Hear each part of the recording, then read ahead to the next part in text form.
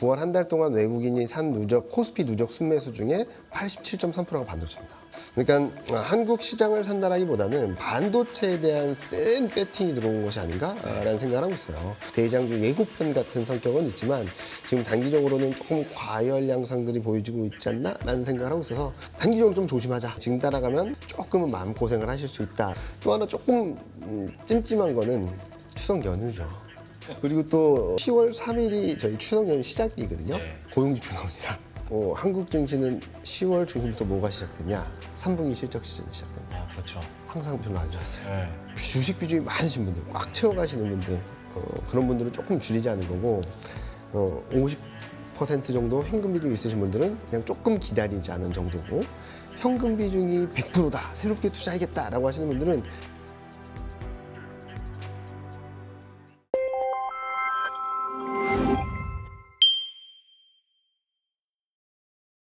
야, 이 시장 좀 어떻게 읽고 계십니까?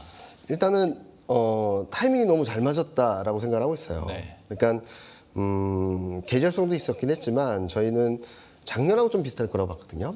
고용이 안 좋아지면 좀 시장이 좀 흔들렸다가 네.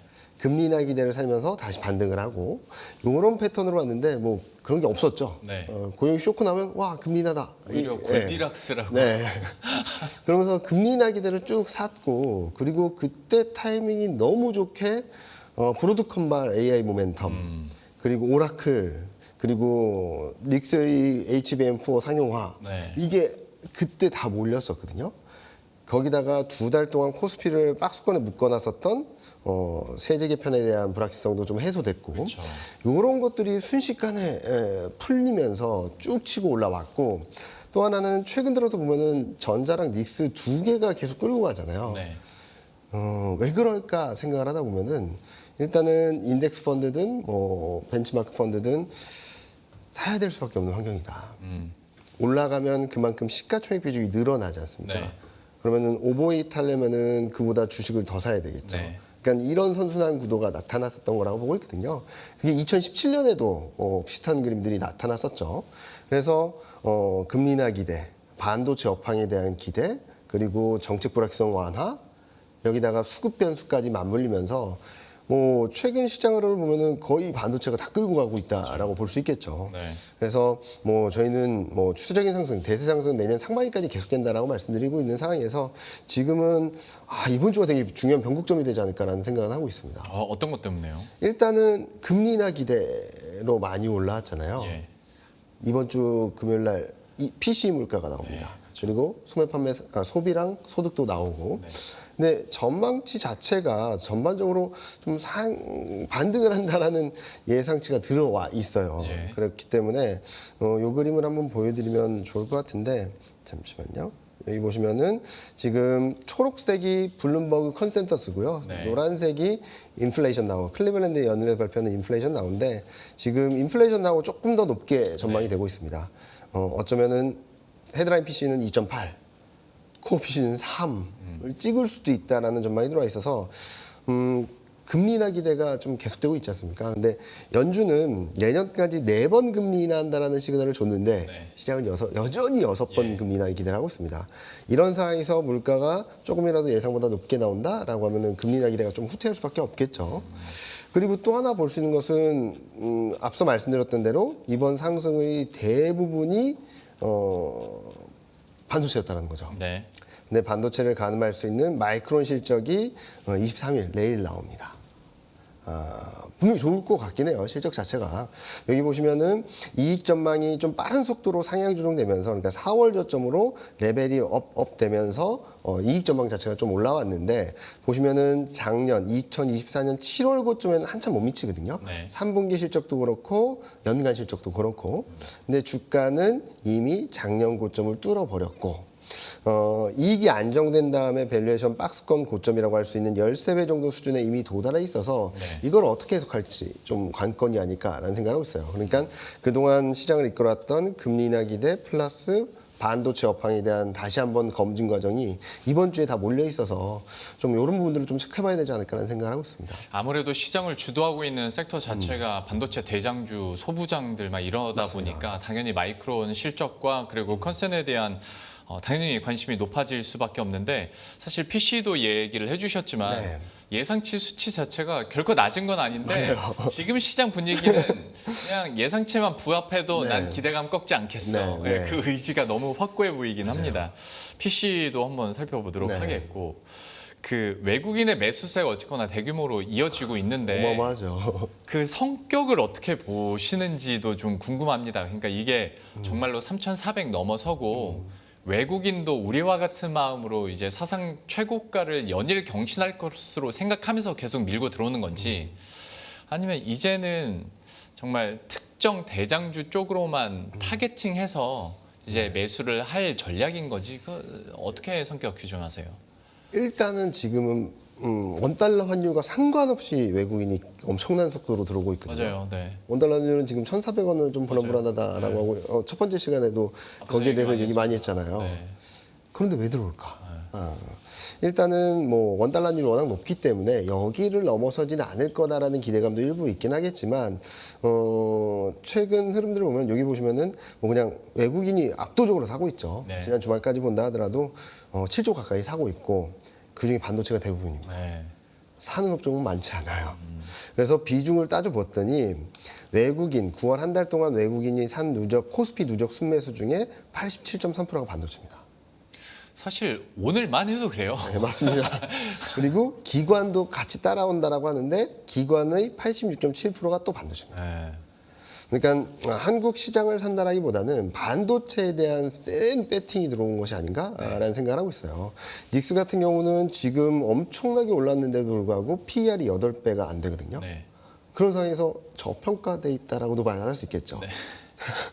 그런 상황이다 보니까 지금 시장 흐름들이 어떻게 보면은 누군가 말하기로는 너무 쏠려 있다라는 것들을 얘기를 하는 것도 있겠지만 한편으로는 다음 대장은 얘야라는 시그널을 보여주는 것이 아닌가? 물론 쉬지 않고 올라온 데 따른 되돌림은 분명히 나올 겁니다. 그 되돌림이 나온 뒤에 흐름들에 있어서도 저는 반도체가 계속적으로 주목받을 수 있다고 생각하고 있고요.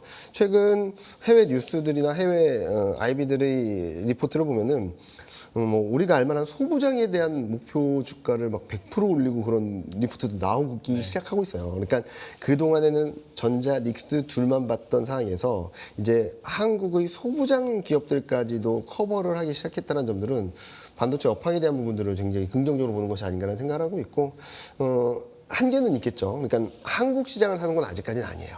네, 그렇기 때문에 쏠림 현상이 있을 거고. 그리고 그 안에서 순환매가 굉장히 빠르게 돌아가고 있습니다.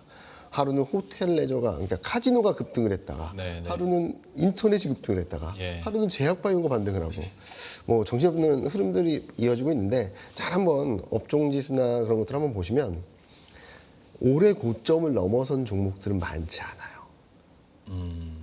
딱 2개입니다. 네. 전자, 닉스. 예. 코스피 대형주 중에서. 그래서 지금은 일단은 상단을 열었다는 건 의미가 있고 그 중심에 반도체가 있다는 것들은 다음 사이클, 뭐 조정 이후 다시 움직일 때의 사이클에서 대장주 예고편 같은 성격은 있지만 지금 단기적으로는 조금 과열 양상들이 보여지고 있지 않나라는 생각을 하고 있어서 단기적으로 좀 조심하자라는 스탠스를 말씀드리고 있습니다. 그러니까 제 질문에 요즘에 명확하게 포인트를 잡고 설명을 해주셨는데, 네. 그러니까 시장이 전반적으로 오르는 지금 때이냐, 아니면 특정 섹터 쪽으로 몰려가는 때이냐에 네. 대해서 설명을 해주셨는데, 그러면 한 번만 더 좁혀볼게요. 네. 물론 오늘장만 보고 이거를 가타부타 얘기하긴 그렇습니다만은 네. 삼성전자와 SK하이닉스가 함께 오르던 시장에서 그쵸. 오늘은 온도차가 좀 낮습니다. 네. 이거 어떻게 의미 부여를 많이 합니까? 아니면 뭐 일시적인 현상인 겁니까? 일단은 그동안에는 닉스가 더 세게 갔죠. 같이 예. 움직이긴 했는데 닉스가 세게 갔다가 좀 닉스가 어느 정도 고점권에 와 있으니까 좀 쉬는 듯한 모습을 보여주고 그 자리를 다시 전자가 치고 가는 그림인데 오늘 뭐 되게 좋은 뉴스들이 나왔다가 아니라고 했다가 막 그런 이슈들도 있었는데 일단은 전자는 향후 흐름들을 봤을 때 닉스보다 조금 더 좋은 모멘텀들이 들어올 여지가 있다라는 기대감들이 좀 있는 것 같아요. 네. 그리고 또 하나는 앞서 말씀드렸듯이 시가총액 1위 종목. 얘가 움직이면 담아야 된다. 네. 라는 것들이 좀 수급적으로는 선순환 사이클이 그려지고 있는 것이 아닌가라는 생각을 하고 있거든요. 저랑 저희 센터님하고도 그걸 고민했었어요. 그래, 올라가는 건 오케이인데 전자랑 닉스만 가지고 올라가거나 아니면은 닉스로 치고 갔다가 닉스 가실 때 전자가 치고 가고 이러면은 생각보다 업사이드가 좀 더 열릴 수도 있는 거 아니냐라는 고민들을 많이 했었던 상황이거든요. 근데 제가 보기에는 전자는 조금 오늘 오버슈팅이 나온 거 아닌가 예. 생각을 조심스럽게 하고 있고 닉스는 어느 정도 목에 찬 상황에서 조금 쉬어가는 거 아닌가라는 생각을 하고 있어요. 뭐 일단은 이 차트를 보여드리면은 이게 닉스거든요. 닉스를 보시면은 36만 원 선이 추세대 최상단인 것 같아요. 단기적으로는. 그리고 여기 보시면은 스토캐스틱이라는 지표가 과열권을 이탈하면서 약간 쉬어갈게요라는 시그널을 조금씩 보여줬던 상황이죠. 그리고 반대로 전자 같은 경우는 여기 보시면은 지금 8만 1,000원이 저항이었는데 전자도 비슷한 그림이긴 하죠. 근데 아직까지는 좀 오버슈팅이 나와서 저는 지금 상황에서 여기서 따라 들어갈까라는 부분들은 조금 부담스러운 수준까지 와 있다 정도로 생각을 하고 있습니다. 그간의 삼성전자 주가를 보셨다면 따라 들어가기 정말 쉽지 않죠. 맞아요. 오늘 같은 날에. 근데 이제 다만 보유하신 분들 입장에서는 그쵸. 14,000원에서 오버슈팅이라고 하면 마음 상하실 수도 있겠습니다만은 자, 단기적으로 말씀드리는 거예요. 저 아까 말씀드렸듯이 내년 상반기까지는 계속 가요. 네. 가는데 이렇게 가는 주가는 없습니다. 그럼요. 그렇죠. 네, 그래서 그렇죠. 쭉 치고 올라왔다면 좀 쉬었다가 또 쭉 치고 올라가는 그림이 나와서 네. 저는 궁극적으로 굉장히 높은 레벨까지 볼 수 있는데 지금은 단기적으로 좀 치고 올라온 데 따른 되돌림이 나올 수 있으니까 지금 보유하시는 분들은 그냥 들고 가시면 됩니다. 그런데 새롭게 투자하실 분들이나 아니면 더 사고 싶으신 분들에게는 조금 지금 따라가기는 조금 부담스럽다. 만약에 지금 따라가면 뭐 짧으면 한 달, 길면 한 2달 정도 조금은 마음고생을 하실 수 있다 정도의 수준이지 여기서 팔고 떠나십시오 그건 절대 아닙니다. 저는 더 높은 레벨을 보고 있고 전자나 닉스 아까 말씀드렸듯이 이번에 쉬었다가 다시 갈 때 또 반도체가 치고 갈 거거든요. 네. 그러면은 지금 레벨하고 또 다른 레벨을 볼 수 있다고 생각하고 있습니다. 저희는 내년 상반기까지 코스피는 기본적으로 4천 이상 간다고 보고 있어서 저희는 상단을 좀 더 열어놔도 된다. 다만 10월, 11월 달은 조금 확인해야 될 게 많고 또 하나 조금 찜찜한 거는 추석 연휴죠. 길죠. 너무 길죠. 그리고 또 아이러니하게도 10월 3일이 저희 추석 연휴 시작이거든요. 네. 고용지표 나옵니다. 아, 근데 제가 추석 연휴에 아픈 추억들이 좀 많아요. 왜요? 리먼브라더스 사태도 추석 연휴 전후로 발생을 했고 헝다 디폴트도 추석 연휴 첫날 발생해서 이거는 중국발 금융위기 온다 난리가 났었고. 이렇게 극단적인 예를 드세요. 아니 근데 그때 보면은 추석 연휴가 헝다 때는 추석 연휴가 예. 너무 감사한 구간이었어요. 아, 초반에 급락을 했다가 웬만큼 맞아요. 되돌려서 네. 제가 리포트를 낼 때는 별거 맞아요. 아니네라는 네. 거였어요. 그래서 저희가 지금 고민하는 것 중에 하나는 좀 쉬어갈 것 같긴 한데 추석 연휴가 약이 될지 네. 독이 될지 아, 맞아. 그게 좀 고민되는데 제가 지금 국내 증시 기세로 보게 된다면 조금 약이 될 수도 있다. 근데 그게 막 계속 치고 올라가는 게보다는 글로벌 증시가 흔들리는 동안 우리는 추석 연휴를 지나면서 좀 낙폭을 좀 제한하는 그런 그림이 나올 수도 있으니까 그런 부분들을 염두에 두자라는 말씀을 드리고 싶습니다. 헝다그룹 때였나? 그때 제가 부장님께 네. 연락을 한번 드렸었어요. 인사 겸 했는데 네. 갑자기 바빠지셔서 어떻게 해요 명절 때 네. 그랬었는데 회사에 있었죠. 네. 추석 연휴 내내 회사에 있어가지고 분석을 했는데 맞아. 아닌 거예요. 네. 그 정도 임팩트는 안 된다라고 생각을 해서 리포트를 쓰고 있는데 며칠 지나니까 주가가 다시 되돌아오고 있더라고요. 예, 그래서 다행이다라고 생각을 했고 그때도 글로벌 증시가 어마어마한 등락을 보였는데 코스피는 추석 연휴 지나고 변동성이 있긴 했지만 그 정도 임팩트는 아니었다라고 보시면 될 것 같아요. 그래서 네. 일단은 저희가 조금 고민하는 것은 추석 연휴 전까지 네. 지금 레벨이면 예. 조금 현금 비중, 그러니까 주식 비중이 너무 많으신 분, 막 8, 90%, 100% 네, 채워놓으신 분들은 조금 현금 비중 좀 확보하자라는 말씀드리고 있고 지금 주식 비중이 50%, 현금 비중 50%다라고 하시는 분들은 그냥 조금 기다리시면 추석 연휴를 지나고 또 다른 기회가 있을 것 같다라는 말씀을 드리고 있어요. 왜냐면은 지금 코스피가 올라오는 과정, 글로벌 증시가 미국 증시가 사상 최고 챙진으로 하는 과정을 보면은 웬만한 악재는 그냥 다 밟고 갔습니다. 네. 근데 저희는 계속 찜찜한 거죠. 아, 고용 시장이 다들 기억하시겠지만 지난달 8월 달에 네. 저는 그때 처음 봤거든요. 샴수를. 네.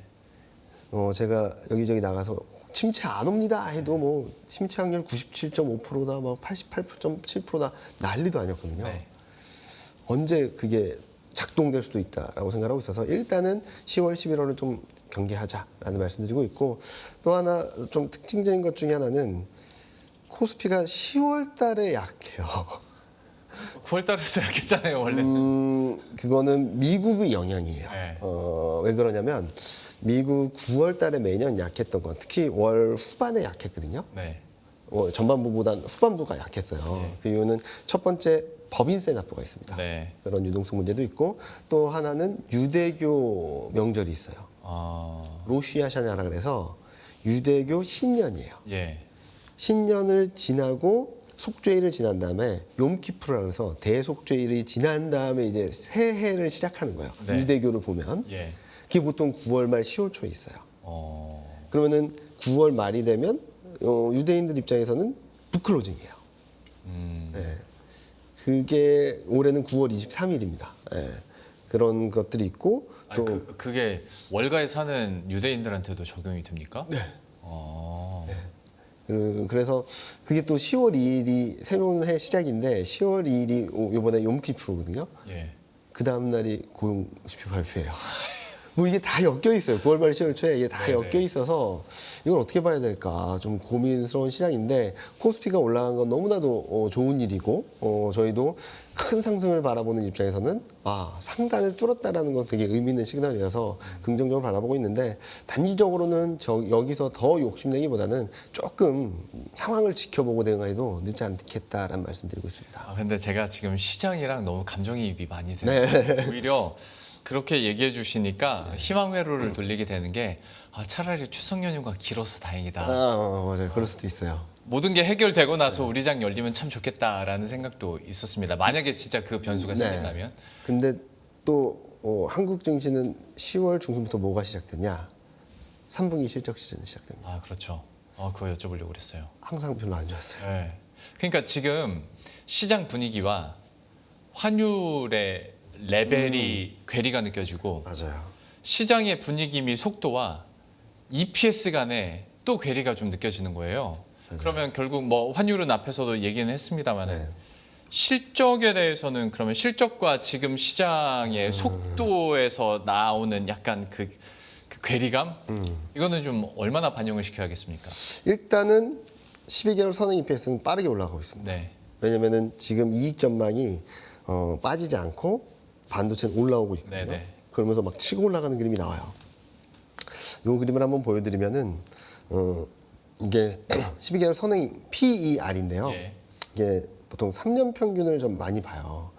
이게 뭐 경기 사이클도 있지만 여기 한번 보시면은 통상적으로 3년 평균의 마이너스 2 표준 편차를 잘 안 깹니다. 코로나 때도 여기 찍고 치고 올라갔어요.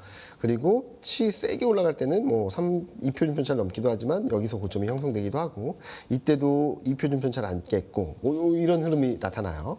그래서 저희는 이 레벨까지는 그냥 기본적으로 간다라고 보는 거예요. 예. 궁극적으로는. 네. 근데 지금 단기적으로는 플러스 1 표준 편차까지 다 와 있어요. 근데 이게 EPS가 워낙 빠르게 올라가다 보니까 쭉쭉 치고 올라가고 있습니다. 상단이 열려버린다라고 보는 거죠. 예. 근데 찜찜한 게 3분기 실적 시제라는 거죠. 그렇죠. 예. 아까 잠깐 말씀드렸듯이 10월 달에는 코스피가 상대적으로 약해요. 글로벌 증시 대비.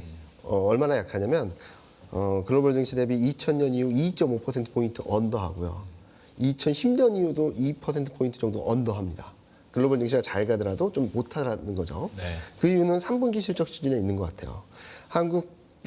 다들 아시겠지만 한국 실적 시즌은 똑같은 패턴이 매년 반복됩니다. 1분기 서프라이즈, 2분기 예상 상회 또는 보합, 3분기 예상 하회, 4분기 쇼크. 네.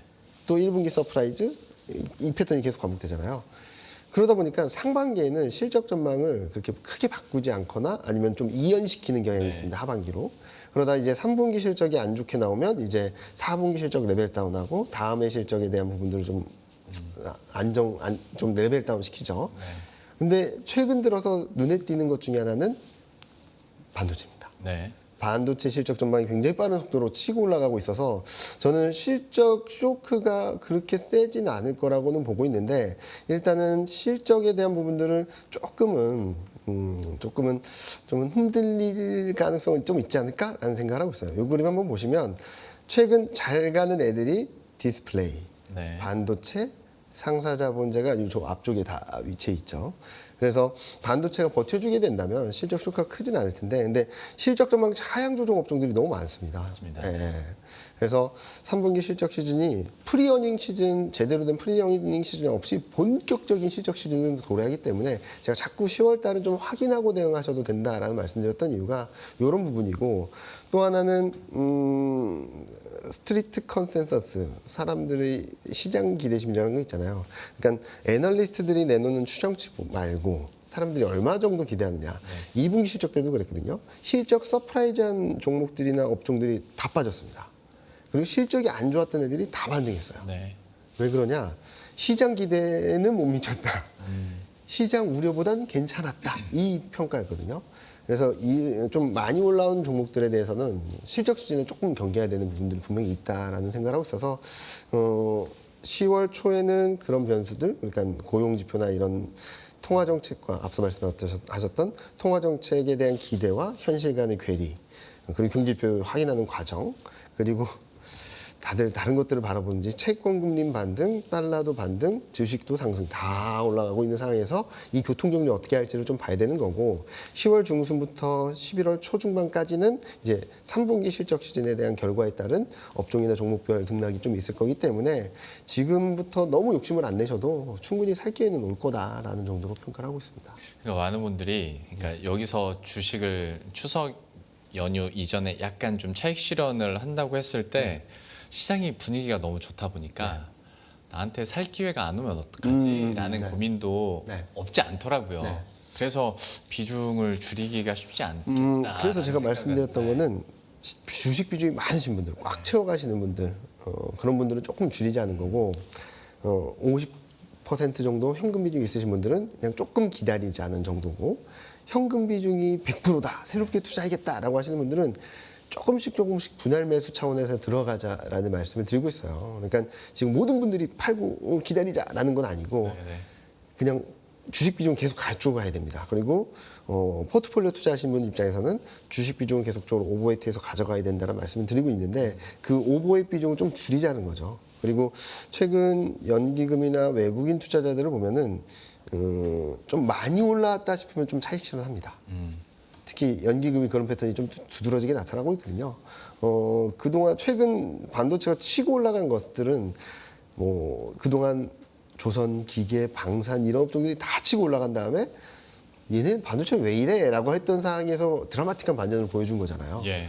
그런 것들이 계속적으로 반복되고 있다라고 생각하고 있어서 지금 만약에 단기 트레이딩을 하시게 된다면 아직까지 많이 못 오른 대표적으로 자동차, 2차 전지, 그리고 제약바이오 좀 꿈틀꿈틀하고는 있죠.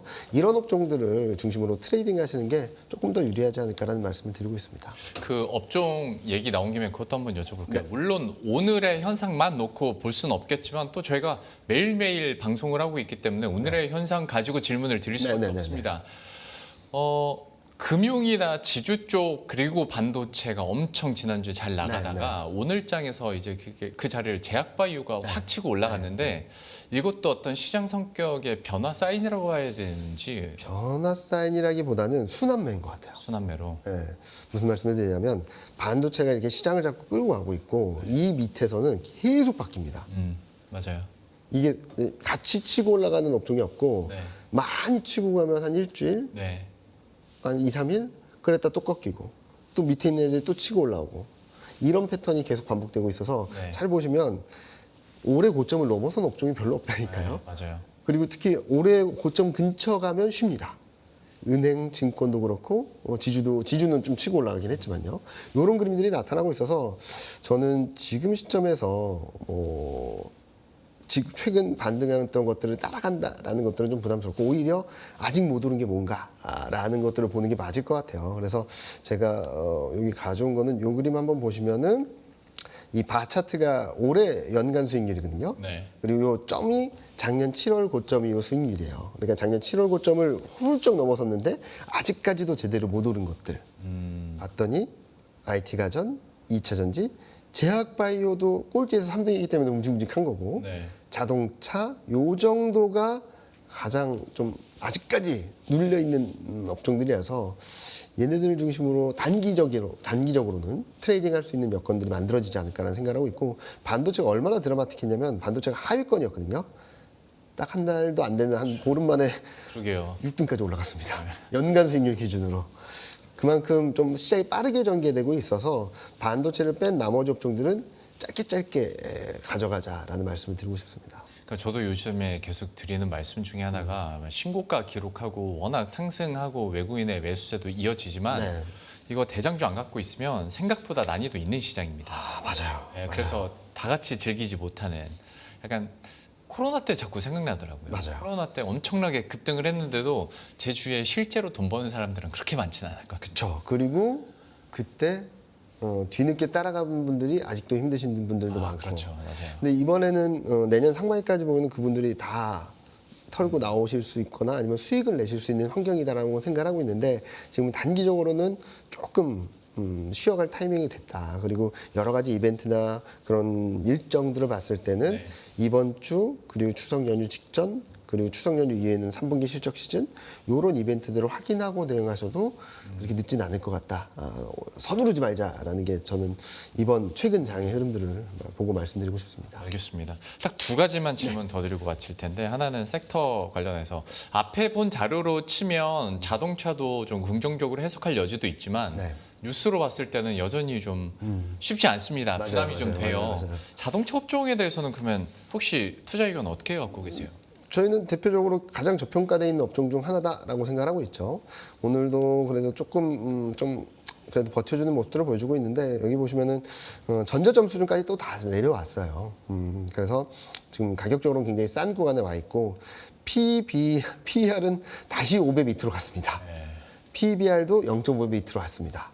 물론 실적에 대한 불확실성, 관세에 대한 불확실성은 남아있긴 하지만 다들 미국 내 판매되는 자동차의 60%가 미국 현지 생산이고요. 네. 내년부터는 70%가 됩니다. 그리고 자동차 수출이 8월 기준으로는 잘했거든요. 플러스였거든요. 왜 그랬나 봤더니 유럽 쪽에서 잘 팔려가지고 전체 수출이 플러스가 났어요. 그래서 저는 뭐 불확실성은 남아있긴 하지만 지금 가격대에서 더 밑으로 가기보다는 밸류에이션 플러스 배당 수익률 네. 좀 이제 찬바람이 불기 시작하죠. 예. 갑자기 찬바람이 불기 시작했는데 이때쯤 되면 이제 배당 수익률, 배당에 대한 관심을 가질 때도 돼서 저는 지금 레벨에서 더 빠진다라고 하더라도 배당에 대한 매력도는 충분히 있고 밸류에이션 매력에 대한 부분도 충분히 있어서 지금 레벨은 걱정할 때는 아니다. 사셔도 무리가 없다라는 말씀드리고 있습니다. 업사이드가 좀 더 크다라고 생각하고 있습니다. 알겠습니다. 자동차에 대한 의견 들어봤고 이제 마지막 질문인데 물론 부장님도 국내에서 굴지의 증권사에 다니고 계시지만 또 글로벌리하게 봤을 때 모건 스탠리의 이런 반도체 리포트를 보면 어떠십니까, 부장님께서는? 참 부럽다. 부럽다. 왜 부러우세요? 뭐 영향력이 영향력이 크니까. 크죠. 근데 자꾸 이렇게 우리 개인 입장에서 봤을 때 자꾸 이렇게 왔다 갔다 하면 네, 좀 혼란스러운 걸 넘어서 그렇죠. 그러니까 물론 이번에 나온 리포트야 따뜻한 겨울이고 긍정적인 거니까 우리가 좋게 받아들이지만 얘는 왜 그럴까라는 생각들은 좀 하긴 하거든요. 일단은 따뜻한 겨울 뭐 올 수 있죠. 좋을 수 있고 큰 흐름상으로도 계속 좋게 보고 있는데 꼭 어느 정도 올라온 뒤에 얘기를 한다거나 네. 어느 정도 빠진 뒤에 더 나쁜 얘기를 한다거나 이렇게 마지막에 뭔가 하는 그림들 큰 그림에서 문제가 안 되는데 그래서 저는 저렇게 스탠스가 급변하는 거에 대해서는 좀 진득하니 방향성을 말해줬으면 좋겠다. 네. 방향성이 아니라 움직임에 따라서 계속 투자 의견이나 그것도 굉장히 세잖아요. 네, 맞아요. 예, 너무 센 그런 것들은 저도 세긴 한데 그렇긴 한데 그런 것들은 조금 큰 방향성을 말해주고 지금 단기 흐름이나 이런 것들을 말해주면 좋겠는데 큰 흐름을 이렇게 계속 바꾸니까 좀 한편으로 부럽기도 하면서 여행용 부럽기도 하면서 그러면서 그런 뷰는 조금 진득하니 가져가는 게 조금 좋지 않을까라는 좀 아쉬움은 좀 있습니다. 한때는 거의 진짜 얼어붙을 것 같은 네. 투자 의견을 냈다가 지금은 탑픽이 됐지 않습니까? 예. 너무 한때는 그랬죠. 쟤네들 작전 짠 거 아니냐? 아유 그런 의견들 많이 했죠. 예. 매도해놓고 매도 리포트 내고 네. 매수해놓고 매수 리포트 내고 뭐 이런 것들 아니냐라는 의심을 할 정도로 네. 타이밍이 좀 애매한 부분들이 있었고 그 타이밍 때마다 너무 센 포인트를 말해서 좀 그렇긴 한데 그런 의심을 우리 개인 투자자만 하는 게 아니라 부장님도 증권사 다니는 부장님들도 하시는군요. 저가 하는 거 아니고 뭐 시장이 그런 분위기라고는 하는데 그래도 긍정적인 뷰에 대해서는 네. 저희는 전적으로 동의를 하고 있고 그런데 좀 미리 말해줬으면 네네. 시작될 때 말해줬으면 얼마나 더 좋았을까라는 생각을 하고 있습니다. 좀 여러모로 여러 각도에서 아쉬움은 좀 있는데 어쨌거나 이번엔 긍정적인 리포트였으니까 예, 긍정적으로 받아들이면서 부장님과도 여기서 그러면 인사드리도록 하겠습니다. 대신증권 FICC 리서치부의 이경민 부장과 함께했습니다. 오늘 말씀 고맙습니다. 감사합니다.